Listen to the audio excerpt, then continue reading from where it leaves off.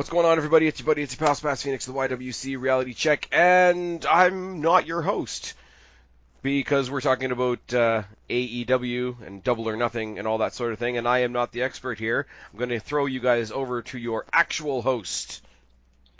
Hola, mis amigos. Senor de Guapo is here to talk about Double or Nothing. That is right, AEW's first ever pay-per-view event with my co-host, Spaz Phoenix. This is really weird. I'm not used to doing the co-host thing or not taking the reins, so I'm going to try and not do that and let you do your thing. But yeah, It's fine if we talk over each other regardless in every video that we do, so it doesn't even matter. this is true. But anyways, you guys that heard our Money in the Bank preview thing, I told you guys that basically Guapo's going to have a show on this channel. He's way more familiar with indie stuff in general, but specifically relating to AEW. So Guapo's going to talk about AEW. I'm going to be the WWE casual / the other side of the conversation. And depending on how this goes, this is what we're going to do as AEW kicks off. So, Guapo, it's all yours. That's right, AEW, All Elite Wrestling, brainchild of the Young Bucks and Cody Rhodes, and of course the Money Man Tony Khan.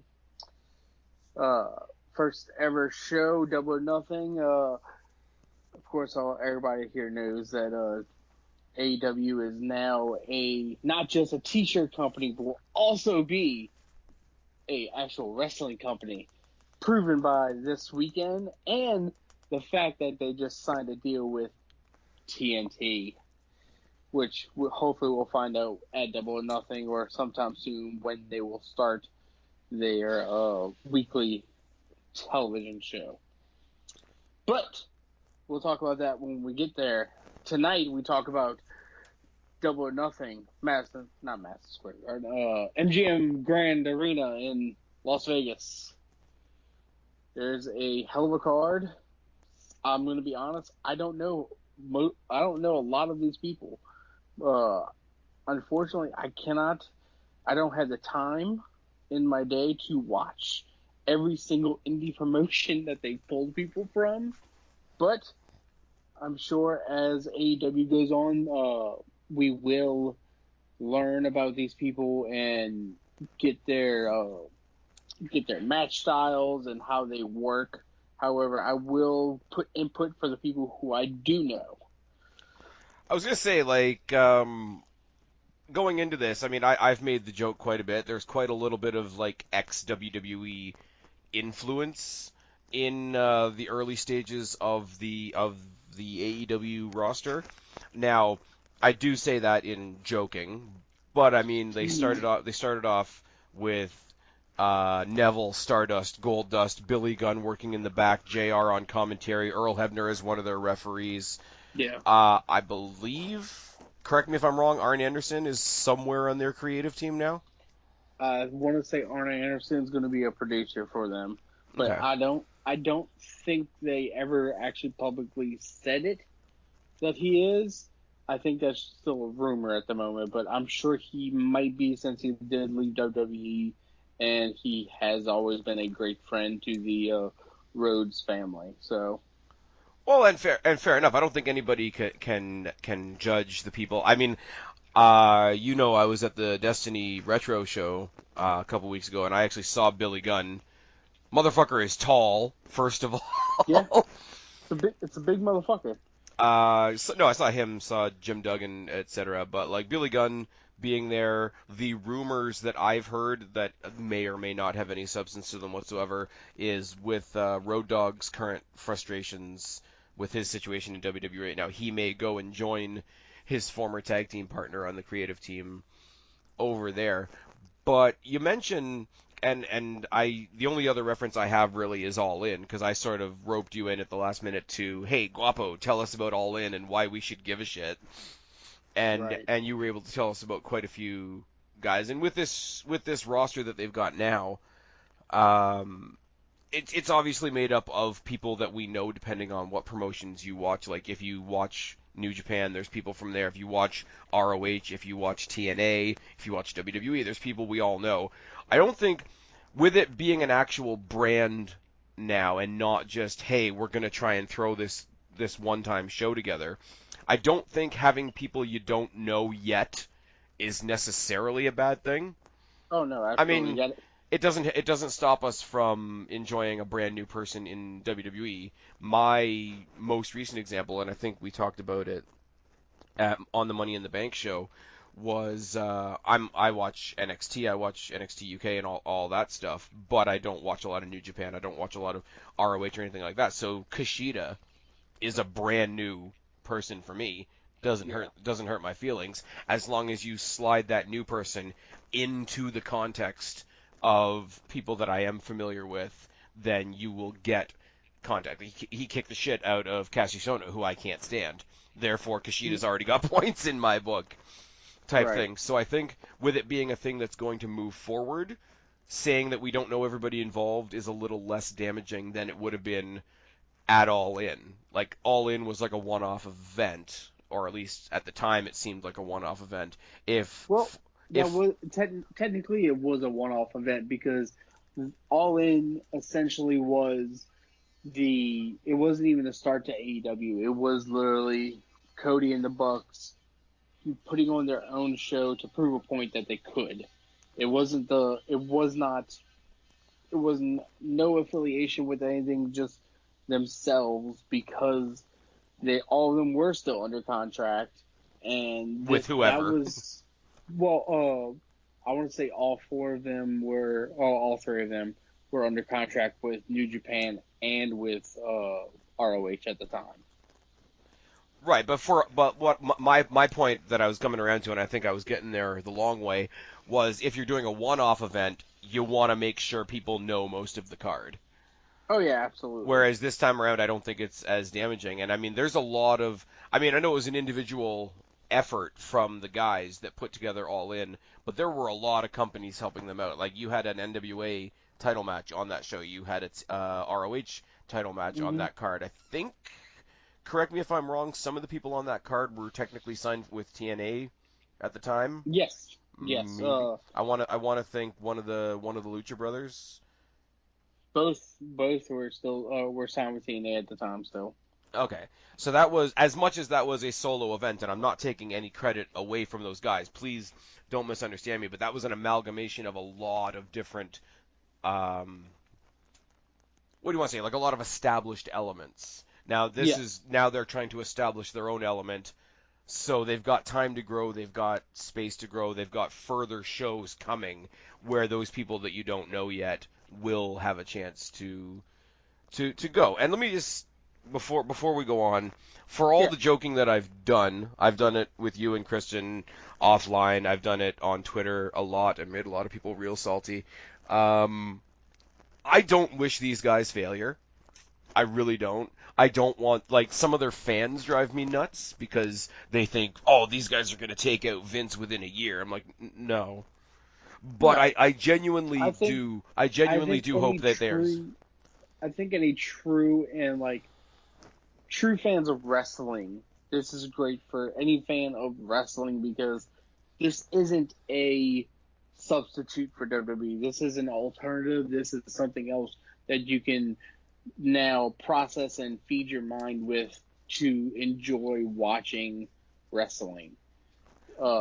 And any other fan of AEW and of WWE will say, you know what, this is alternative, something else I can watch. WWE's kind of shit in the bed at the moment. I'm gonna start watching AEW more. Doesn't mean I'm never gonna watch or not going to look at WWE again, but it's something else I could put forth my effort and time into other than WWE products. And that's the thing too. Like this whole matter of like sides and whatever. People are like, obviously the comparisons. There's a lot of similarities between AEW and WCW in the sense of they got in with a big media giant with Tony Khan and TNT and that those are all huge things. Whereas Vince isn't being subsidized by somebody else. But I don't think that's necessarily a bad thing. But the comparison that people are making, and I've made it myself too, is that it's going to be a new Monday Night War. When Right. you can do that. And I mean, people that want to do shit like this can say, "Oh, look at the rating on Raw versus the rating on Dynamite," and I think Dynamite's going to be on Tuesday once SmackDown isn't. So they're never going to be head to head. Correct. And whereas it might be fun to watch them go head to head because both companies would have to sweat a little bit, I think we've got something to gain by it not being a direct fight and by it not being, well, I have to watch WWE or AEW, so as a fan, I think I have to make a choice. Whereas it's like, Yeah. okay, other sports, I don't watch other sports, but other sports fans are going to be like, okay, today there's a soccer game, tomorrow I'm going to watch the Raptors face the Bucks. And I'm only saying the Raptors face the Bucks because apparently somebody was posting a little while ago on my Instagram that during the Raptors Bucks game there have been advertisements for Double or Nothing, which is good for them. Yeah. Uh, And also, as you say, this will be actually we're recording this on late Thursday night, but this won't be going up until Friday night. So technically, I have 24 more hours to enjoy the T-shirt company joke. yes. Also, uh, I'll put it like this for the not having many bigger name talents or not all big name talents that you don't really know. Uh, Jim Cornette had the quote on a Jericho podcast I was listening to not too long ago with him. And Jericho had asked, or a fan had submitted a question or someone had asked him with an unlimited amount of money, what would you get all big name talents and start a new promotion or anything like that? And Cornette had said, with an unlimited amount of money, he still wouldn't grab the 20 biggest name talents ever to start a company because it'll take 6 months to a year before everybody knows who you are and where you are. So why would you want to build a territory and build a company with the best 20 people and not have any room to grow or move up? So he'd rather have five great people and 15 that nobody knows about, so a way you can build them. And that's exactly what AEW is doing. They have some big name talent, but they're going to have a lot of people that nobody has ever heard of to build them and make them household names. And I mean, they've got a good mix too. Like we're gonna get to the Jericho Omega match, I'm sure, much later on, and I've got my own opinions on Kenny Omega. Yeah. Not that they're bad, but like every company, like you can't start with all young guys. Like it has to be a mix. But like right now, they're, as far as what I know of their roster, their real legacy guy in the company right now is Jericho. Yes, Uh, Jericho is the probably most tenured person on the roster, other than Dustin Rhodes. Right. Well, most tenured as far as his own career, but I would be willing to go out on a limb and say probably also the most recognizable. Yes. And to have both of those elements in one person is really, really good. And for Jericho, who even in his last couple of WWE runs just looked like he was coming back into the company and saying, "Okay, what kind of fun can I have for a couple of weeks?" Yeah. Take that mentality and tell him he gets to be on the ground floor of a brand new endeavor. Like I don't necessarily think he's there to take complete digs at WWE, but I'm sure he's also aware of like what kind will just put a little bit of a grin on the Smarks faces, and he knows what Mm-hmm. he's doing. Absolutely. And he's like, dad bod midlife crisis Chris Jericho, and that's kind of awesome.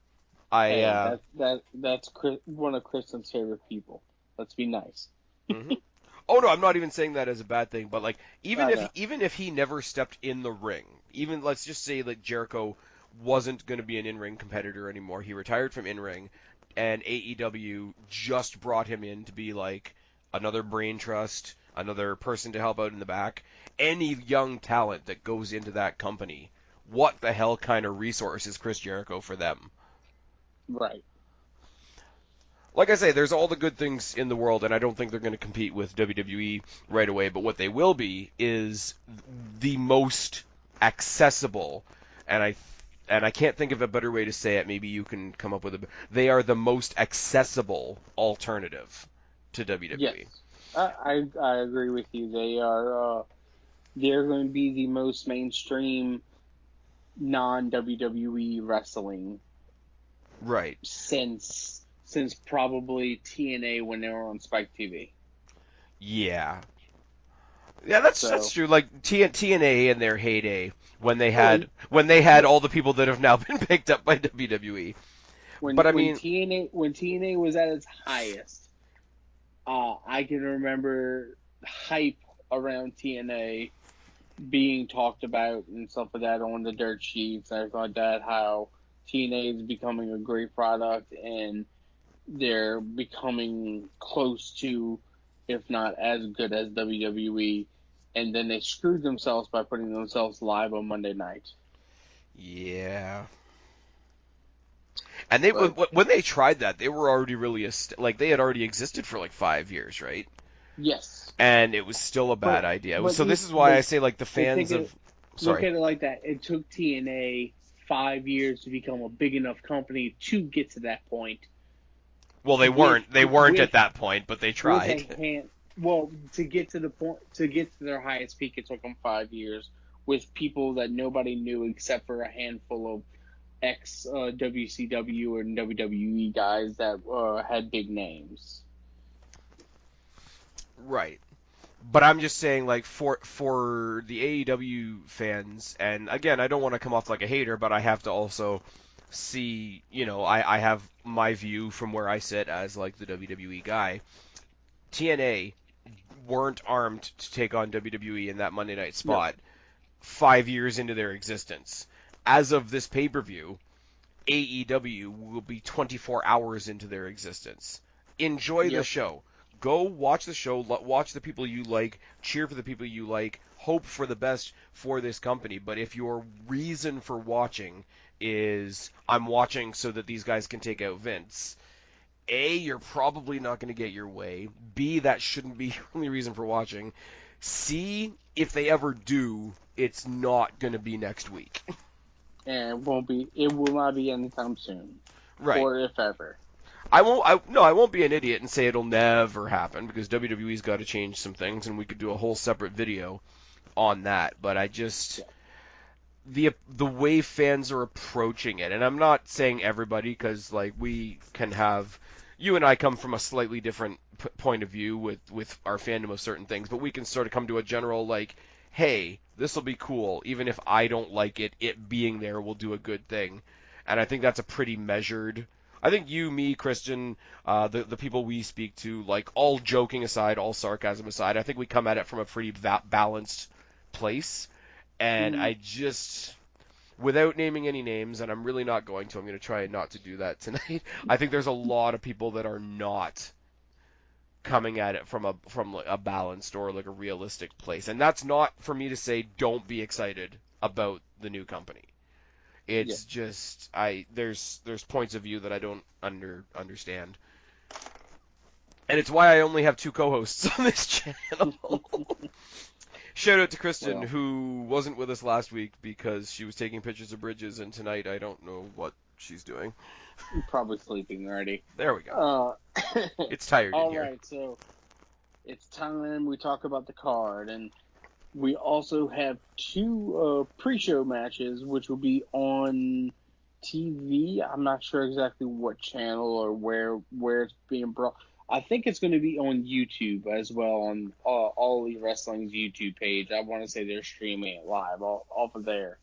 They're calling it the buy-in for their pre-show. I will say one thing that has been lacking, and that, yes, I have a bias being up in Canada. They have not directly addressed at all how we can watch it in Canada. At Be, all? because they've talked about the American channels that are getting it.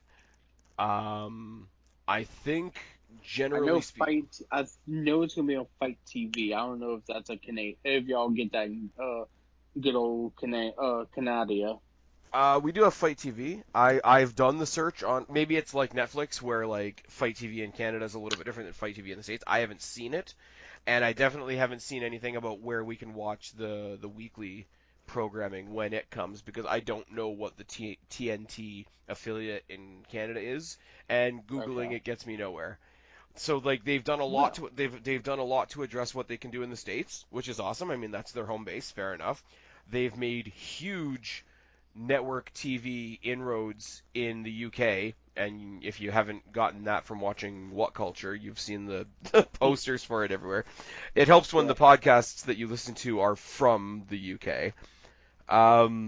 But it's one of those, I don't know if I'm going to like it, but I'd like a chance to see if I like it, and I don't know where to go for that right now, Right.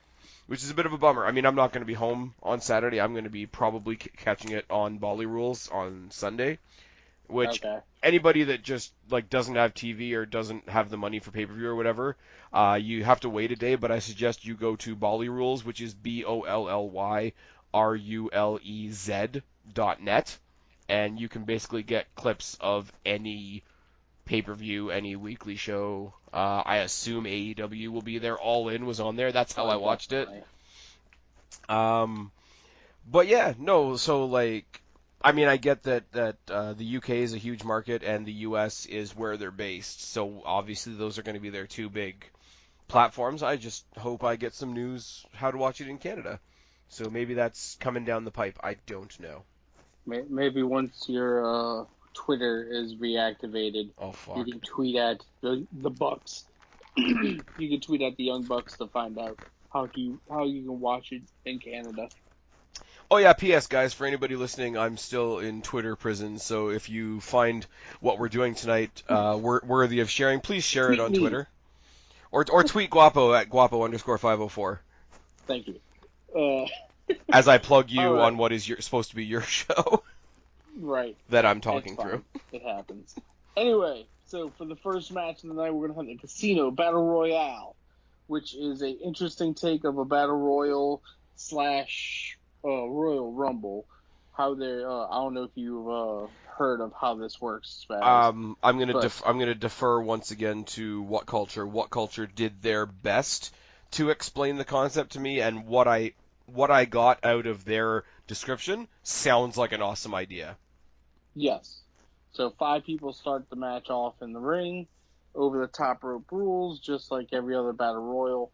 And then after, let's see, I think I have it right here. After some amount of time, I'm not sure exactly, 3 minute intervals. After 3 minutes, the next 5-man group will come out, and so forth until you have 20. And then after 3 minutes, the lucky number 21, whoever drew the number 21, will be able to come out and as the last entrant of the battle royal, which I Because think it's is a by pretty suits, isn't interesting it? thing. Is Yeah, is they're is doing it something like that. Yeah. they're doing it all by suits? Like all the clubs are one group, all the spades are one group, Yes. and the lucky number 21 It's is the the Joker Joker. card. And I mean Yes. that fits into the whole casino double or Casino. nothing Yeah. Vegas theme. I like it. It's interesting. It's I like the concept from the description, whatever. It's going to be kind of. I imagine it'll be a little bit clusterfucky with like 5 entrants coming down the ramp at once. I imagine there'll be some brawls in the rampway that may or may not Probably. make it all the way to the ring. Um, Unfortunately, there's a spoiler for one of the surprises. If you follow them on Instagram, which I do, Sean Spears, aka the former Oh. Ty Dillinger, Yep. is there waving his 10 card around. Obviously, 10, the whole deal. So he's in the battle. I know the battle royal and something else later on in the night connect. Um, but as far as other competitors in the Which, match, as we are recording tonight on Thursday night, Mr. Sean Spears, Ty Dillinger's 90-day clause is up today. yes. So that's how he's able to be in this match. But Oh no, I'm wondering who else is in it because I've heard a handful of names. Do we have a definitive list of who's in this it? is the confirmed entrance. Okay. A Mr. Brandon Cutler, WCW's own Glacier. Glacier, I heard, yeah. Brian Uh, Cutler, is that anybody you can tell me about? uh, Hold on. Uh, I hate to say this, but I have to Google Okay. just because if I don't, I won't know what they look like. And if I know what they look like, I can. I'm terrible with names. Okay, Ah, this is the guy that they signed. That they just signed. okay. That's friends with the Bucks. So Brandon Cutler, I don't really know much about him because he hasn't wrestled in a little while. So Brandon Cutler, Glacier, Sonny Kiss, who I just started trying to watch some of his matches. He's really athletic and very yeah. Moving on. Uh, Ace Romero, which I think is that Ace Romero. Ace Romero. I'm not sure who that is. Is that? Oh, that's a really big guy. Okay. I have not seen any of his stuff. So, Well, we know I really have big homework. guys always do really well in battle royals. Yes. Sunny Days, Brian Pillman Jr., which I don't know if you've ever seen any of his matches, but he, one, looks like his dad, two, is really good. So I'm really happy. Similar style to his dad, or no? Very similar. He has a couple of different. He could do a little bit more than what Brian Pillman used to do, but he does do the air Pillman and everything else. So he's very athletic, very high flying. Okay. MJF, MJF I just Joe, saw recently. yes, It was uh, good. the At uh, famous at Dick. at Destiny, he took on our champion Josh Alexander. I know Josh Alexander has signed with Impact Wrestling, so those of you watching Impact Wrestling will know what I already know is Josh Alexander's fucking awesome. He's still our champion. So I've seen MJF a grand total of twice now. Saw him at All In. Keep wanting to say All or Nothing because I'm messing up the two titles. I saw him on TV at All In, and I've seen him now in person taking on Josh Alexander for Destiny. So there's a name I actually know. Okay, good. Hey! And then we also have the famous Dick wrestler Joey Janela. I'm sorry, wait, no, it's Joey Ryan. Joey Janela, the bad boy, Joey Janela. That's who that is. He had the hardcore match. Yeah, he had the match with Adam Page at All In. Okay, with the weird like ladder spots on the rampways and shit, and then dick druids and such. No, that was Joey Janela. No, that was Joey Ryan with the Dick Druids. No, but Joey, Joey Janela was in the match that led to that moment. yes, Okay. two Joeys make a right. Then we Dear have God. Dustin Thomas, Badass Billy Gunn. Nice. I know you know Jimmy Havoc. I don't actually. No, he was in TNA, I think, but he's really good as well. Michael Nakazawa, which I'm pretty sure is just there to piss off Matt Jackson. Jungle Boy, aka Luke Perry's son, which he is. I don't know if he's ever had a chance to catch any of his matches, but he's really No. good as well. I literally found out that there was a wrestler who was Luke Perry's son when the passing of Luke Perry happened. I read about the passing of Luke Perry on a wrestling website, and it just said the dad of AEW wrestler Jungle Boy has passed away, and I was like, I never thought I would hear Luke Perry referenced just as like, hey, so and so's dad. Let me be clear, Uh, not making fun of anybody passing oh away, no, absolutely not. but just it was a very roundabout way to get to the news that Luke Perry had passed away. If you ever get a chance, listen to Jericho's podcast, talking to Jungle Boy. It's really good. Okay. Then we have the Luchasaurus, who is my pick to win this one. Sorry, say that again. The Luchasaurus, Like Saurus, like dinosaur. like a dinosaur, but Lucha in front of it. Yes. So Barney. No. Lucha. Luchasaurus. Okay. I Just, I don't just go with it. I don't think I've ever done this before, but you're gonna have to wait a minute because I'm looking that shit up. The Luchasaurus? Yes. type in Luchasaurus AEW on Google. You'll find them. I just typed in LU and Luchasaurus was the first suggestion. You're welcome. Jeebus Christ. He's a really cool, cool mask. Okay. Well, as much as you can get from a look, the dude looks cool. Yep. He looks like he could be an extra in the Firefly Funhouse. Anyway, moving on. And we also have Isaiah Cassidy. I want to say he was in Lucha Underground as well at one point. Okay. Mark Queen and Sean Spears, aka Ty Dillinger. So that's the field. That's the field of who we know that is in the Casino Battle Royale at the moment. Now there is rumors of a certain person to possibly show up to be in this, but they're just rumors. But he won't because he's not leaving WWE and it's a work. As far as we know, Jon Moxley probably is just a work for WWE, yes. Until he shows up. Cheap plug to my video from about a week ago explaining all the reasons why Ambrose leaving WWE is a work that started out as a conversational video and ended as a rant on anti-WWE fans. Moving on to the last on the pre-show, we have Sammy Guevarian versus Kip Sabian. I haven't seen anything with Kip before. I have seen one or two matches with Sammy. Sammy's a very high-flying and quick-moving wrestler. He's pretty good.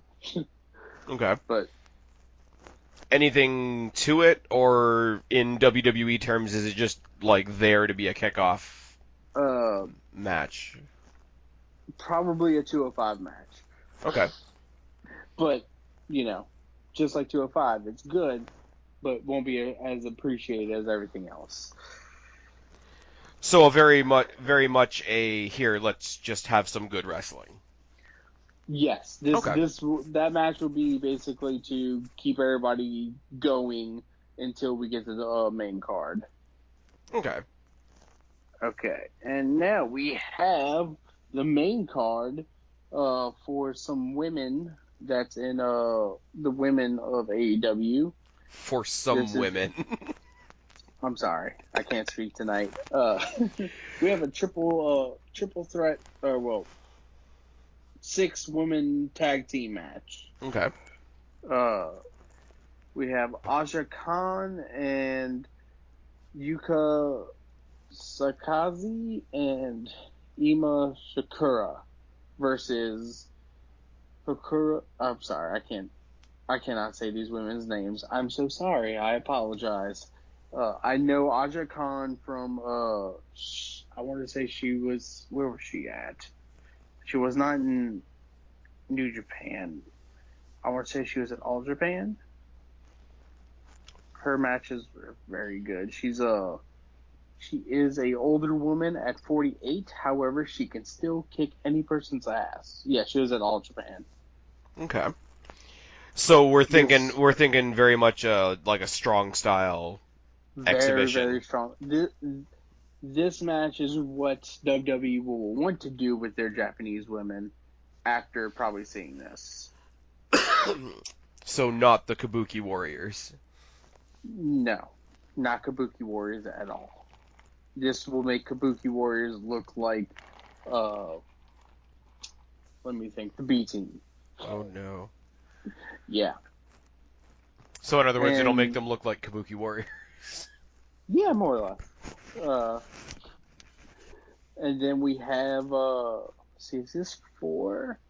Okay, it's not for the women's title because I don't think we have any titles yet, or unless they make it for the title. But we have the next women's match: Dr. Britt Baker versus Kylie Ray and Nyla Rose. I have seen Dr. Britt Baker and Kylie Ray's a few of their matches. Both are very talented women. Britt Baker was also on All In. Yes, She's she was she's at All In. she's Mrs. Adam Cole, baby. She's the one that ate the pin, Okay. if I remember correctly. All right. Yes, she is Miss Adam Cole, baby. Kylie Ray, I've seen a couple of her matches. She's really good. Basically, think Bailey, but you don't want to punch her in the face. Okay. I did hear Kylie Ray when I was going through some of the matches, just talking to people throughout the week, and it was almost a bummer because I thought they said Kaylee Ray because Kaylee Ray just started with NXT UK, and I really like her, and I was just like, on the one hand, that would be really shitty for NXT UK to lose her because their women's division's kind of popping off right now in a good way. But also, it would be an in for me on this show, as we were talking about before. Like, if I don't know everybody, if I at least know a few people, then I get context. So Britt Baker, I've seen once or twice. The other two, I don't recognize. So, Kylie Ray is the one that you said is Bailey, but don't punch her in the face. Correct. And I mean, right now, Bailey is Bailey, but don't punch her in the face at the moment. And she shows that, hey, Sasha, if you actually come to work, you might get a title again. Not doing that tonight. Nope. You said there was 3, right? Yes, and Nyla Rose, which is the first ever transgender woman to get signed to a major wrestling contract. Okay. Which, hey, good luck. Hope she does okay. Yeah. I haven't seen any matches for her.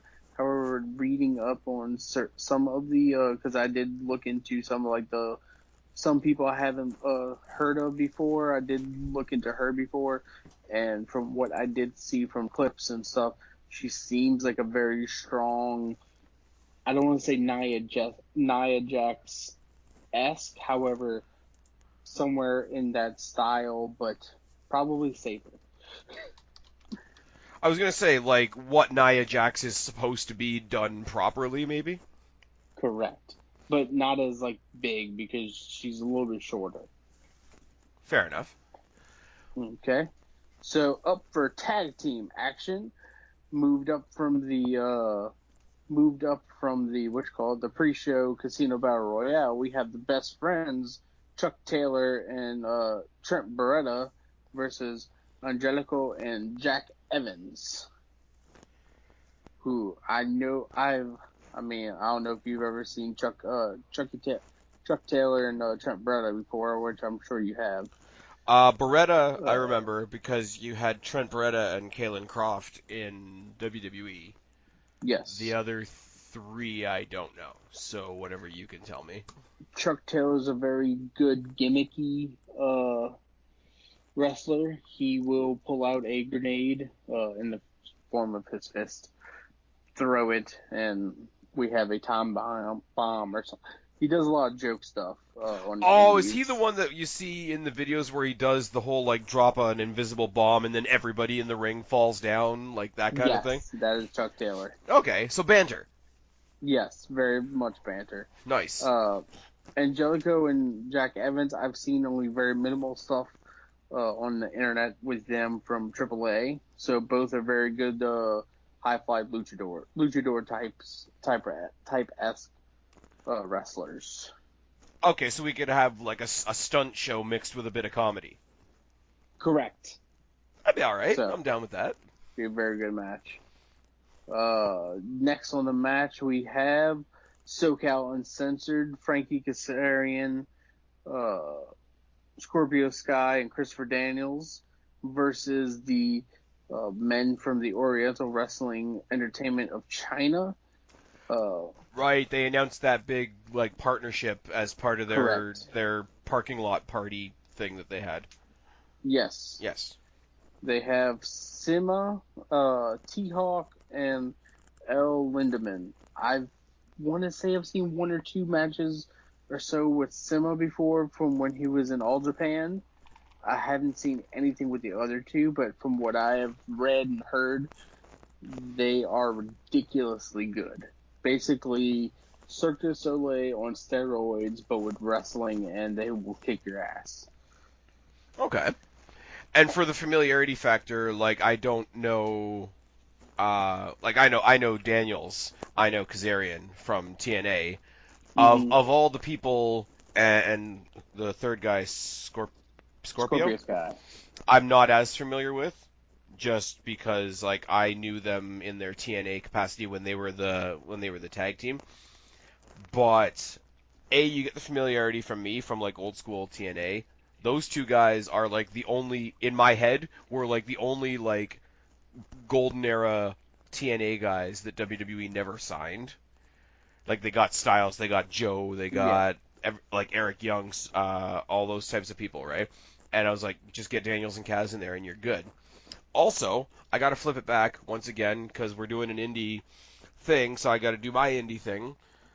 Destiny, once again, is the only other real indie context that I have because it's what we have locally. They've got their anniversary show coming up the Friday of SummerSlam weekend, and I'm going to get to see all three of those guys for the first time live because SCU is taking on OVE. That'll So be a great match. there's a lot of I'm noticing there's a lot of tie-in between Destiny and AEW, and considering they just came off of a good like Battle of the Brands show last year when they did the ritual when it was all Destiny people versus all Blackcraft Wrestling people, which is tied to Black and the Brave, which is tied to Seth Rollins and all that kind of thing, and that was a lot of fun. Everything I'm hearing so far makes me want a show that's like AEW versus Destiny. And if it happens in Canada, that might be how I get you and Kristen up here, finally. Don't be surprised if it happens. I may lure you up here with like moose calls and maple syrup. I do like moose and maple syrup. So you got one team that I know 2/3 of, and the other team that's apparently just really, really good. Yes, No, really, really good high flying and acrobatic. I don't want to say strong style Chinese men. okay. It's the best I could put it. Versus one guy I don't know and two pillars of the X division. You can't go wrong there. Should be a great match. Next up, we have brother versus brother, Cody Rhodes versus Dustin Rhodes. Who are they? I don't know them. Oh, I'm sorry. Stardust versus Goldust. Oh my god, I saw a thing. And the closer we get to Double or Nothing, the more the comical part of like making fun of WWE comes out, and it's just like this big speech bubble. Like it's a really, really angry picture of Dustin Rhodes, and the speech bubble over top says, "Hey Goldust, hey Goldust," and his response is, "Don't call me that. That's my slave name." I was like, that's really, really dark, but also really funny. Yes. But this match, they have been building on Cody's YouTube channel, the Nightmare Family, for a little while now, and What is the story? Like, obviously they're brothers. Like I don't just brother versus brother. Let's see. Right. I'm getting the card from CBSSports.com, and what they have written up with the matches. Yes, WWE provided us with brother versus brother showdown in the past, but not in the way fans had hoped to see it go down. This will be a true battle between the Rhodes brothers that will be contested on their own terms with no restrictions. If the match itself is half as exciting as the match announcement was and the storytelling they're providing in the build, we may be in for a treat. They have been building this match very well on Cody's YouTube with the Rhodes on the Nightmare Family YouTube channel. Cody basically is trying to build it as he's not doing this for brother versus brother. He's not doing this to hurt his brother or anything like that. He's doing this to end end that era, to end the era of the Attitude Era, uh, and end Dustin's career and end everything that he stood for. Because the era that we're in now is so much better, or something like that. I don't know. I'm not doing. I can't do it justice. I'll send you the link. Spaz, I'll send you the link when we're finished for the video. But watching that gets you really hyped for this match. So like new era versus old era, and so is he literally taking a shot at WWE's Attitude Era and using Dustin Rhodes as like the symbol of that? Is that the deal? Pretty much. Okay.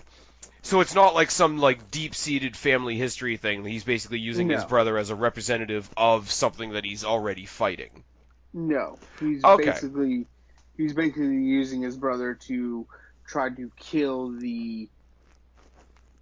what everybody is so wanting from WWE, because what they're creating is everything that was and more. Okay. No, because it's true. What you read in that description, like we got the Stardust versus Goldust thing, like almost like we scratched the surface of it, and then like it all fell to shit. But if they tried to play it up as a generic, like, sibling rivalry, like, we've never really gotten along, like, it wouldn't be what I would expect. Like, not necessarily from these guys specifically, but it wouldn't be what I suspect of a brand new company, because, like, just a generic sibling rivalry, like, siblings don't get along sometimes, is a very old cliche. And Mm-hmm. for a company that is all about the new and the now, and, all those other companies you're watching aren't with it, and we're with it. Look, we do stuff on YouTube. And I'm not saying that mockingly, but I would hope that they would go a little bit more than that predictable cliche, and it sounds like Yeah, they are. I know in the video where in the promo that Cody cut, he did take a couple pot shots at Triple H and a couple other people in WWE during it. So Well, they are doing that, and I mean, I want to get your opinion on it because you've been paying attention a lot more than I have. Like, I know it's not. They are not saying, "Come watch us" just because we're not WWE. correct. But at the same time, they are doing a lot of things like that. Whenever they go up and they make a new announcement, it's like, well, we're going to be all inclusive. We're going to treat our women like this. We all know who doesn't do that. Wink, wink, nudge, nudge. As we bring in Stardust, Goldust, Neville, possibly Dean Ambrose, Billy Gunn, JR, Earl Hebner, da da da da, and take over SmackDown's old slot. Mm-hmm. Like, I'm not saying that they're piggybacking on WWE, but they're not shying away from the selling point of, hey, we're not WWE, which is a little TNA-ish. If they do it Mm-hmm. well, I'll give you a good example, and unfortunately the only example I can give really is NXT, because that's the closest thing to an indie that I watch on a regular basis. Right. Did you see NXT this week? I had not had a chance to watch it yet. Do you know what happened this week? No idea. Do you care if I tell you? No, I don't. Tyler Breeze called out Velveteen Dream for the North American Championship. Good. And they had this great back and forth, and, he's talking about how, like, there hasn't been any, like, funk and flash and whatever since he left NXT, but all of Velveteen Dream's comebacks were like, don't come back here, we need real men here, we don't need little boys playing cops and robbers. We Hmm. don't need you here just because you couldn't hack it on Mondays and Tuesdays. We don't need you here because it's not like sitting and catering on a Monday.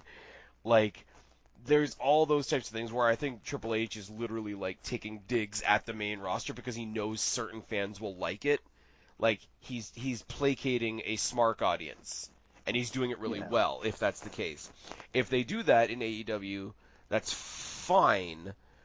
But when there's an accusation already lingering that they are surviving, I don't want to say surviving because they haven't even started yet, but that they're going to live off of the whole, like, we're just not WWE, I don't think while that accusation hangs in the air, they can play on that too much. Like, it's a dangerous balance. You don't want to not do it because you know it's what all the fans are thinking, but at the same time, you don't want to totally lean on it because it could seem like a crutch. It's like Right. TNA had a big pattern for the longest time. Whenever they let somebody go from WWE, that person would get signed with TNA. Their first big blustery promo would just be like 5 minutes of shitting on WWE. And it became very formulaic after a while. The one that really broke the mold for that was Drew Galloway, because he did it, but he did it so well that nobody cared. But you don't want to have that, I don't know what you call it, that element of like, well, let's talk about the guys over there so that you can look at us over here. They have to be careful with that, my opinion. Yeah, Like, I agree. WCW would flat out like try to sabotage Raw and give away their results or whatever and talk about them all the time. We're so much better than them because of this.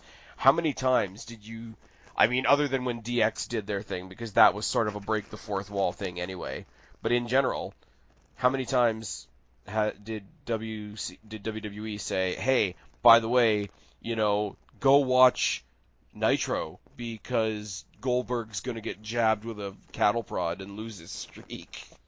Hmm. If you're always the one calling out the other side, it doesn't make you look strong. And I'm not saying that they're not strong, but it's a weird thing. It's a weird thing to play with. I'm sure Cody does it well. I haven't seen the promos. Dustin Rhodes is underrated on the microphone. I will even say that. But if they get in some brand new talent and they start giving them like, hey, we're better than WWE promos, it could come off not so great. Yeah, definitely. Anyways, I rambled around that for a long time. What's next? Up next, we have the AAA World Tag Team Championship match. The current champions, the Young Bucks, versus the Lucha Bros. That's Pentagon and Phoenix. Pentagon and Phoenix, yes. Versus the Young Bucks. AKA, this match will be Spot Fest, but amazing, fun Spot Fest for everybody to enjoy. Okay. And apparently, the Bucks have a new move that they will be doing. Okay. So they're not going to be doing the Meltzer driver? They might.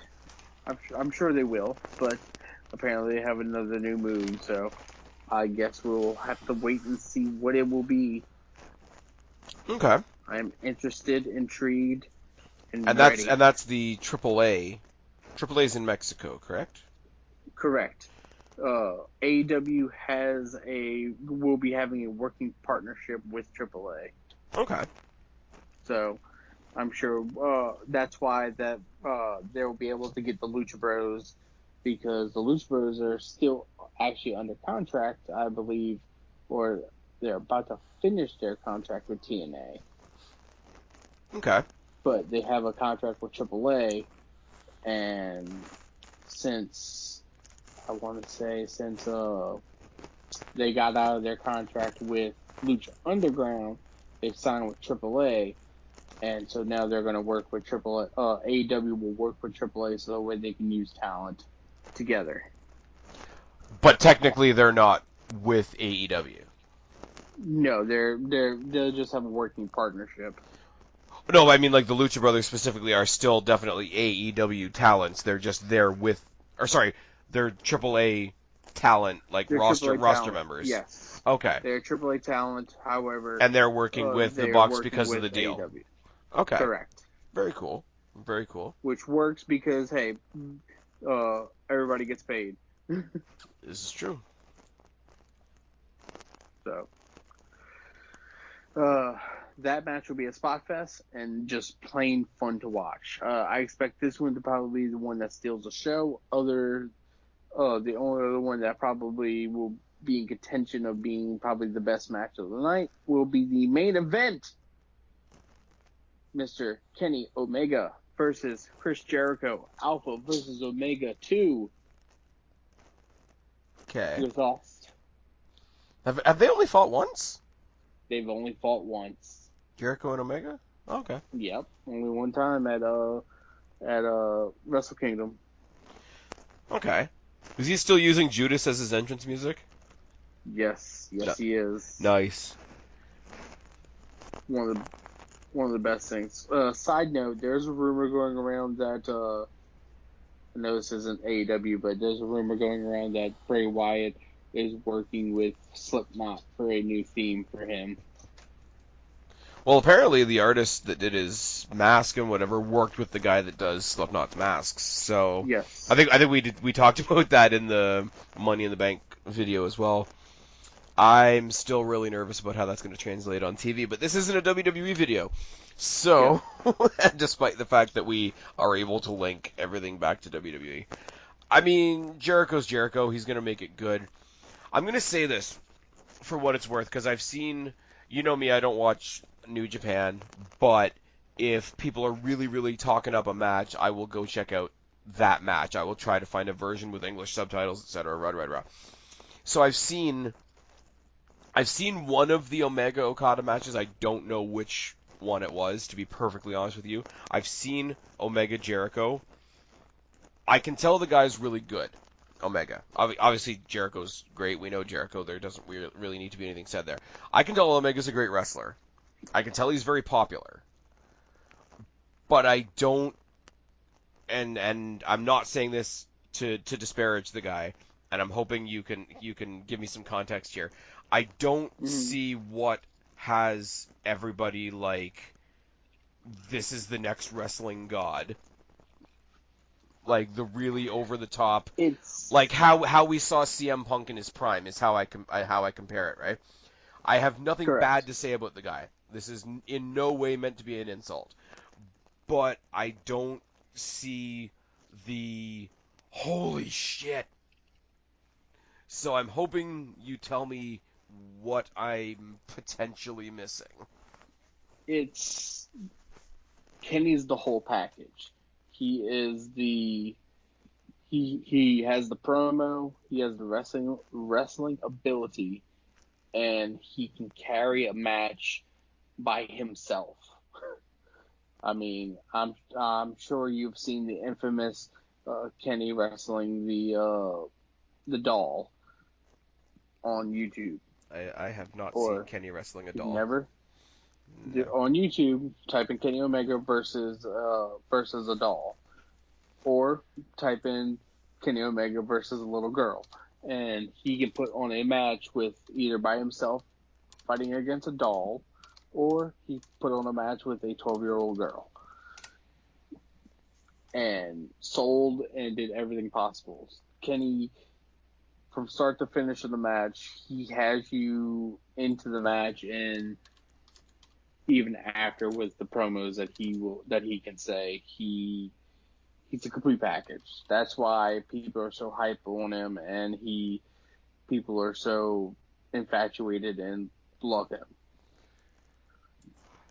So it is virtually okay, and maybe I'm not the same as everybody. When I looked at CM Punk back in the day when he was at his peak, like I say, I hadn't seen him in ROH or anything like that. When he came to WWE and when he really started hitting his stride, sort of like voice of the voiceless type thing, I always said CM Punk was the next Shawn Michaels. Not that their characters were in any way the same, whatever, but in the flexibility of it. Like, the guy could talk you into the arena, he could brawl, he could high fly to a certain degree, he could mat wrestle, he could do basically anything you wanted him to do, and I saw him as sort of, at the time, like a modern Shawn Michaels, because I saw all those things in Shawn Michaels back in the day, rah. Yeah. Is what you're saying about Kenny Omega, is that the same thing, like the Swiss Army knife, the all utility player type thing? Correct. Yes. Okay. That is what Kenny is. You Okay. can stick him anywhere on the card, and he will make that match amazing, and you'll be wanting more. Okay. All right. Because we're really guilty. Sorry, we're really guilty right now of, like, how can I say this? And I'm making a really, it's dangerous because I'm making a really super generic statement here. But, like, in 2019, and we all think we're smarter than we are, you need to be more than just a good wrestler. Like, if all it took was to be a good wrestler, Cesaro would be a world champion already. Yes. If all it took to be a great wrestler was be a good wrestler, probably Del Rio would be a champion. Probably Almas would be a champion. But, like, each one of those guys is missing something. Not that they're not fantastic, but they're all missing something. Like, you need to be a lot more than Correct. just a good wrestler to be a good wrestler. That's why, for some people, Daniel Bryan sticks out. For some people, like myself, CM Punk stuck out. Triple H sticks out. Um, so if that's the thing, I just thought there was something like, is there like a character thing I'm not getting? Because when the rumor was that he was getting, persuaded by WWE before the AEW stuff happened, it's like, this is the one, like, the company sucks still, but this is the one guy that's going to turn it all around. And I'm like, I I can see that he's really good, but if you really think WWE is that bad, what the hell kind of kryptonite does this guy have in his pocket that you think one guy is going to save the company in a company that doesn't want to be saved by just one guy? So I was like, all right, maybe I don't watch enough New Japan. Maybe I just don't get it. It's. I think it's also the fact that Kenny's a very humble person, and it doesn't matter where you stick him on the card, whether it be he's curtain jerking, middle match guy, or a main eventer. He will boost the morale of people in your locker room as well. Okay. And because he is also just he's that normal guy. He doesn't drink or anything. He doesn't do any drugs or nothing. And he's content and happy wrestling, doing what he loves. And when he's not wrestling, he's more than happy just sitting back and hanging out with his friends playing video games. All He's right. Well, that's cool. he's a good all around guy in person, and He's a good presence. amazing wrestler. He's a good Correct. presence even when he's not wrestling. Correct. Okay, that's And cool. That's and good to know. and it helps him too for like during the matches and everything, and after with the promos, because you could tell him, hey, look, I need you to cut this promo. You need to have this point, this point, this point. He will go out there and write a symphony. Okay. Like on the fly. Correct. Okay. Good. Wouldn't survive too well in a super scripted environment then. I think he would be okay. However, Like not be happy with it, I mean. no, I Okay. don't think he'd be very happy, and especially the points of, I mean, he doesn't really curse or anything, so that wouldn't be the problem. I think the problem would be that he wants to. The only issue I think is because he is one of those ones that he wants to have the control over his own character and do what he wants. However, he will take guidance and do what's asked of him. Right. However, T- will want some sort. He will want a word in it Sort of like to make it his own. don't tell me how to get there, tell me where you want me to go and I'll get myself there. Correct. Okay. All right. Which I honestly believe is probably one of the better things to have in a wrestler, especially nowadays. I mean, I would agree with that, except in the scenarios where people within WWE have come out and said, and this is obviously a very personal case by case basis. There are people that are admittedly not good at ad-libbing. So there are people out there that have said, like, hey, you know what? It's kind of nice to have something prepared. It's kind of nice to have something for me to lean on a little bit, if that's your choice. Right. You would want to hope in the ultimate sense that you work in a company where they will script you if it's what you're comfortable with, and if it's not, then they'll let you fly. Reel you in if you need to be reeled in a little bit, because let's be fair, that could be a thing too. Correct. But I mean, although I don't know how you mix both, because if you got one person that's really good with scripted promos, then that's going to be really formulaic from the start, which is great for them, but it's not good for a person that's ad-libbing trying to like work their way into somebody else's structure. I really don't know, because I'm not somebody out there cutting promos, obviously. I just sit here like a maniac and scream into my camera occasionally. Well, it happens.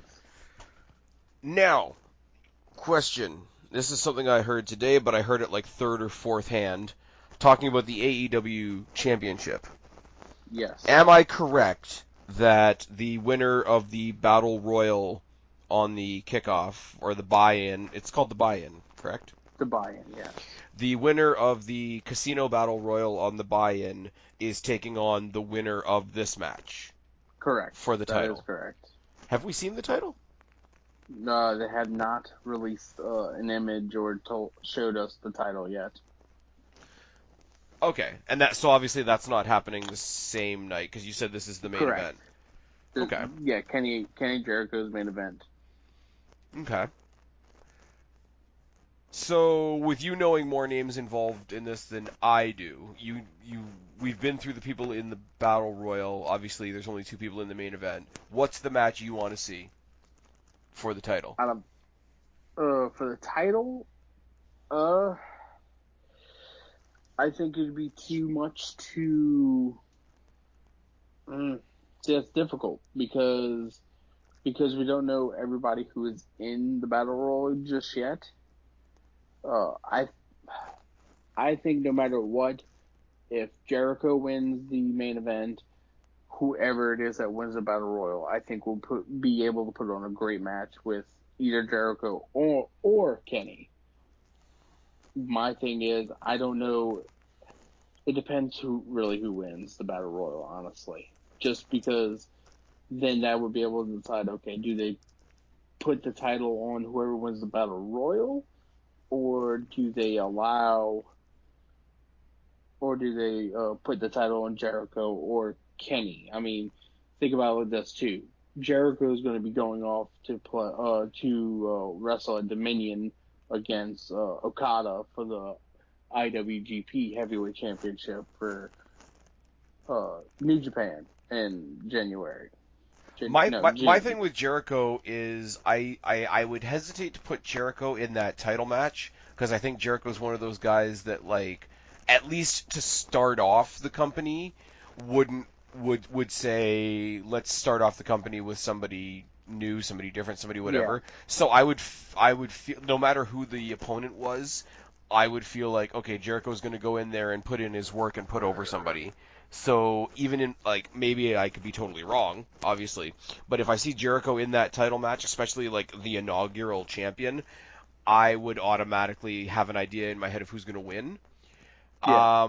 We've already been over the fact that Dean Ambrose leaving WWE is a work, Yeah. but in your opinion, because you obviously are more familiar with some of these people than I am, would you be angry at Moxley versus Omega? No, absolutely not. I think that would be great. And if it was Moxley that gets the title first, I think it would help the company even more legitimize themselves, as well as I don't think Mox would be objectified to doing the job to somebody else to to change the title over to someone else at some point. Moxley versus Dillinger, or Moxley versus Spears, I guess you have to say, at some point. I'm okay with that because the match could be the perfect lunatic match. I have no idea what's going on anymore. Oh Lord. All right, so we've made 0 predictions because we've basically just said this is what's happening and it's going to be fun. I don't want to make any predictions for this card, only for the simple fact that this is the first ever show, and I kind of just want to enjoy it because this is going to be we have to see where this goes, see what's the next step for them, and after that, then it's just okay, it's business. But this one, because it's the landmark, it's the #1 show for them, the first show ever for them. I think this is one that we just sit back and enjoy because that's what we're going to have to do. We're going to sit back and enjoy this and see where this product takes us. I will say, like, not that it's a bad thing, but it's weird for us to sit here and talk about an entire pay-per-view preview and not talk about any titles. Yeah, well, Well, besides the well, only the titles that AAA. we AAA, but yeah, I mean, we all know that like there's two matches here that are leading to a title match sometime in the future, which sort of counts. You got the AAA titles there, but it's like I'm looking at it from the perspective of like it's an AEW pay-per-view, so we're not talking about any AEW titles. correct. It would be like having a takeover and the only title defended being the cruiserweight title. Yeah, Do you know what I mean? Like not that's a shit example, but I hope I made my point. no, I got what you meant. It's weird because like titles really do, and we talk about titles. You know, we got the 24/7 championship now in God, WWE. The PG Core Giant Watch Championship. So like titles again in WWE. I'm making the comparisons myself now. I am officially part of the problem. We yep, talk about WWE having way too many titles, but titles do give a structure to a match. Because if a match has absolutely no story, the story becomes, hey, here's this shiny thing that both of these guys want. You've got an entire card here, but by virtue of the fact that the company is brand new. So I'm not holding this against them, where I know little bits of some stories, and there's no real immediate stakes.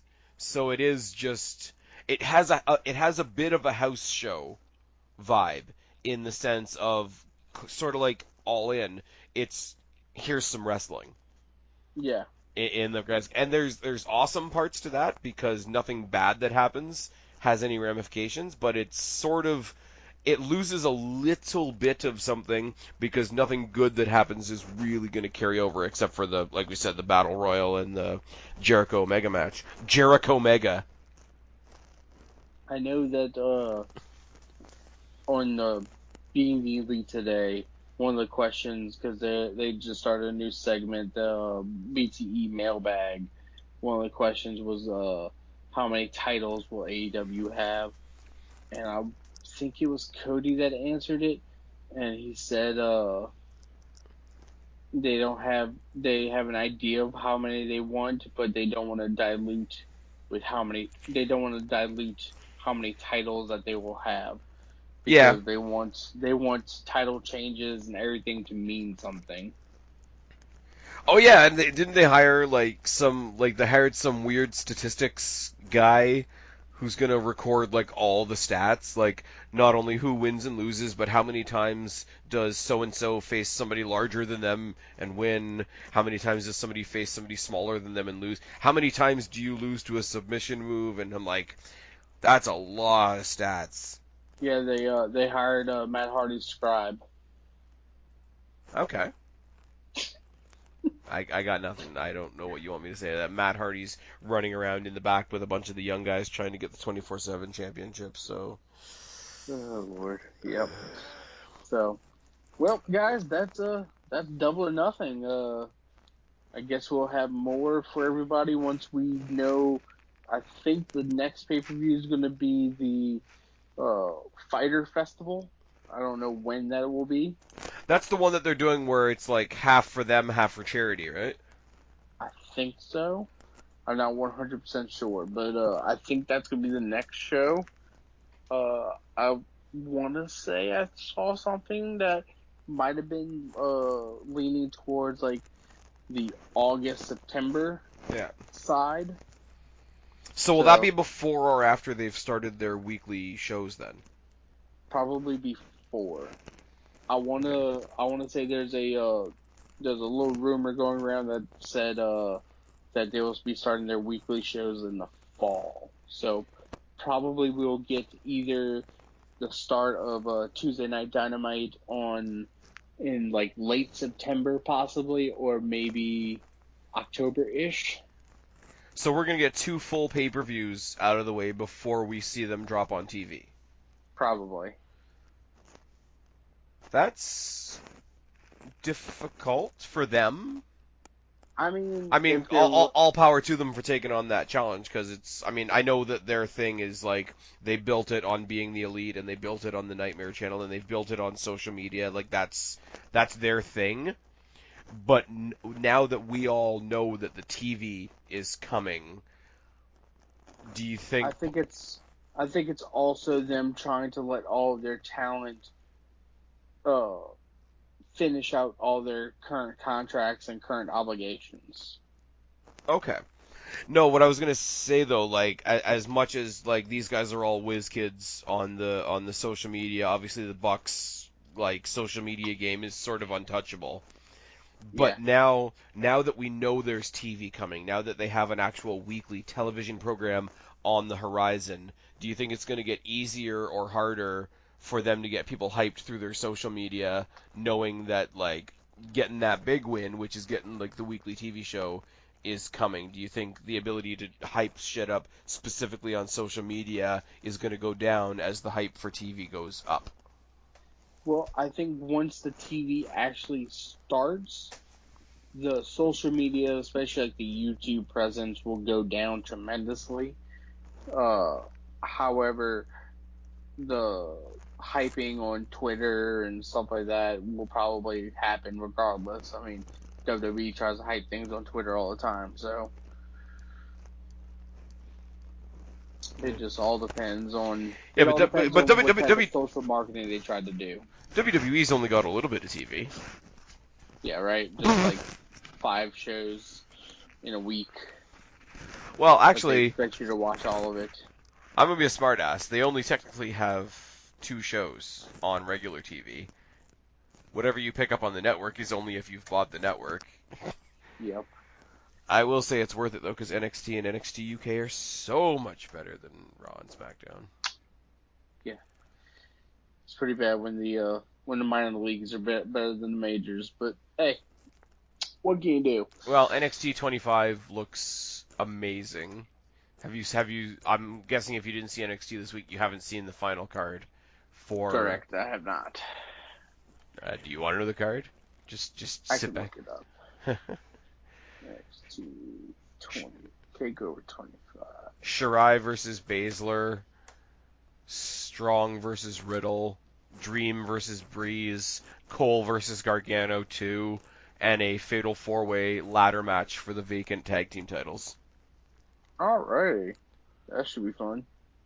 Also, check out what went out yesterday was Pete Dunne versus Walter 2 on NXT UK. Okay.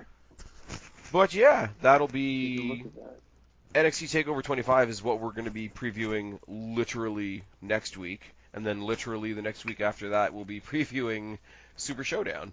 So that's a thing. Kristen has to get into one of these at least. Oh yeah. I'll get her in. I'll get her in on the Saudi show. That can only go well. Yes. So. Anyways, we're kidding, Christian. We love you. It's fine. You're doing all right. If you're sleeping, you're smarter than us. Yes. Anyway. Alrighty, guys. Well, that'll be it for Get Hype with Guapo for Indie Talk with AEW. Spaz, take us out. All right. I fucking totally lost my train of thought there.